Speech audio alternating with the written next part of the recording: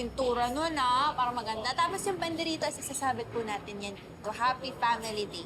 Pa-make sure na lang na maganda, ha? Salamat! Princess, gadong ganado ah. Masaya lang ako at kahit paano nakapagsimula na akong makapag ng pera para matalo si nanay sa queen. Sana sa next family day, kompleto na kayo, no? Ikaw, si Sir Dado, tsaka yung nanay mo. Princess! Po? Oh, ito na yung mga listahan na kailangan natin, ha? Nilastahin ni Kuya Ben. Sige po. Yan, mabuti.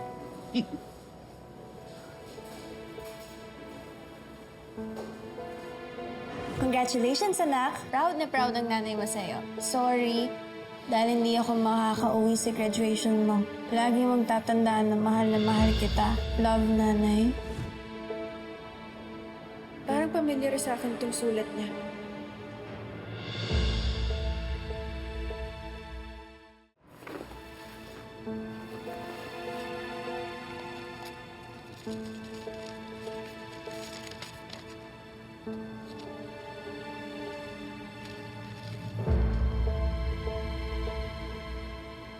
Pareho ng sulat ng kamay si Ninong at Nanay.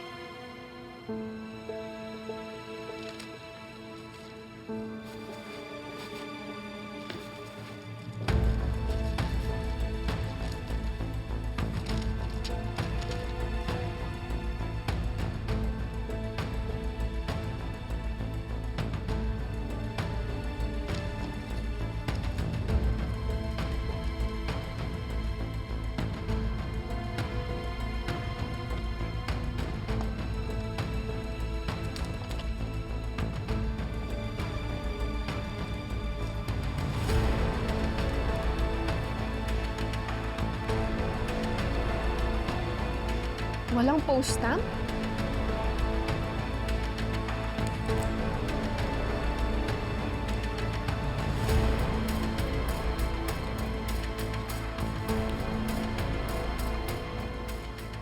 Itong mga pictures na pinadala ni Nanay, iisa lang itsura niya? Kompleto na ba yan? Halika na.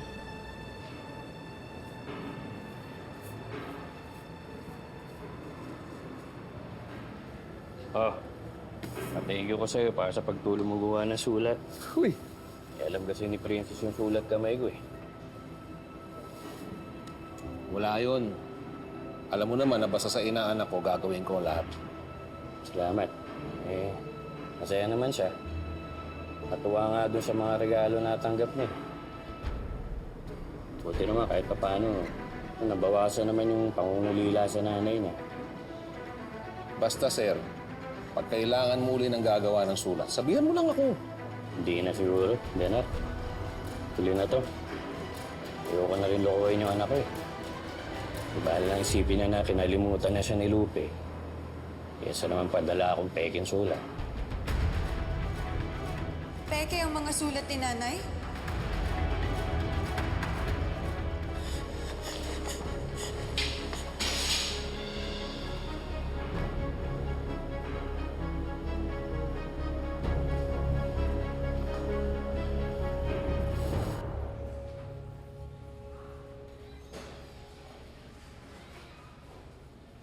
Lumaki na tong negosyo mo, ate, no?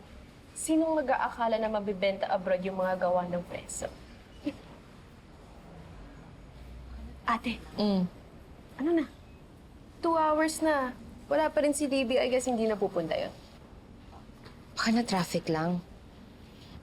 Ate, in India na tayo ng anak mo. Ganyan ba talaga yan? Walang isang salita. Oo siya, tapos hindi naman pala sisipot. Sa totoo lang, pagkasama ko si Raymond, nag-update naman siya sa amin. Sandali, check ko siya ngayon. Eh kaya naman pala, ate. Baka dahil hindi ako katulad ng daddy niya, ng lola niya na galing sa yaman. Kaya siguro ayaw ko siputin. Mimi, hindi ganun si Libby. Ate, sa akin ka pa ba magsisinungaling? Alam mo, may sasabihin ako sa'yo. Gusto ko yung relationship namin ni Libby as mother and daughter. More than that, alam mo yun, yung nakakapagkwentuhan kami tungkol sa boys, shopping, like best friends. I really don't know why I'm feeling this way, Mimi. Is it too much to ask?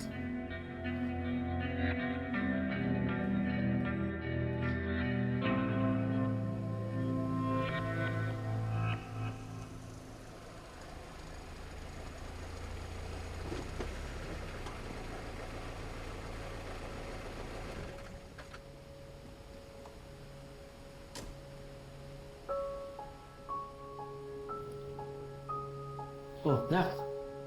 Anong ginagawa mo dito sa labas? May init.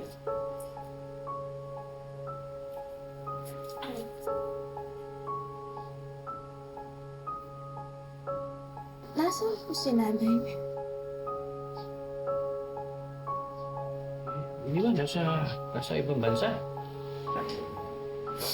Tay, huwag na po kayo magsinungaling sa akin. Narinig ko yung pag-uusap niyo ni Ninong. Alam ko ng peke itong mga sulat ni nanay. Anak, mali yung pagkakaintindi mo. Peke yung PayPal ni Benhar kasi. Tay, huwag niyo na po ako gawing tanga, please. Alam ko na yung totoo. Hindi naman ito mga sulat ni nanay. Gawa lang ito lahat ni Ninong. Pareho sila ng sulat kayo. Ayan, oh. Eh, paano? Anak, marami naman tao pare-pareho ng sulat, di ba? Kasi itong mga postcard, mga wala namang stamp to eh. Baka naman natanggal lang. Baka naiwan sa lalagyan mo. Itong mga litrato tayo. Parang iisa lang naman yung itsura eh. In-edit lang to lahat eh. Lahat ng litrato, ganun yung itsura niya. Yan yung damit niya. May lagi niyong sinasabi sa akin na hindi tayo dapat nagsisinungaling. Dapat maging tapat tayo. Dapat maging totoo. Dapat kayo rin. Please, tayo sabihin niyo na sa akin yung totoo. Si nanay po pa yung nagpapadala sa akin ng mga to o kayo?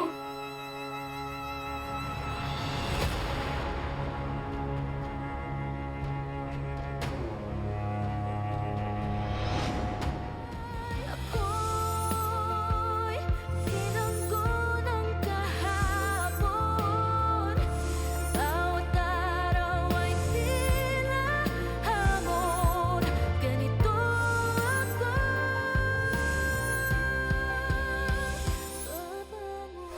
May good news sa mami mo sa'yo. She was invited to be the guest speaker sa graduation mo. Nakakahiya! Pagtatawanan lang ako ng mga classmates ko, sasabihin nila yung mom ko isang ex-con. Sa dami ba naman na pwedeng cooling speaker? Yung scammer pa? Hindi pwede malaman ni Princess na ampun siya. Kaya mabuti na hindi sila magkita at magkakilala. No? Hindi ba mas masakit na hindi mabigyan ng pagkakataon si Princess na malaman kung sinong nanay niya? Ganito ang pag-asa. Oh, ito nga pala yung pinabili niyo para kay Princess. Sir! Sir! Ang problema ba? Sir! Tulungan niyo ako!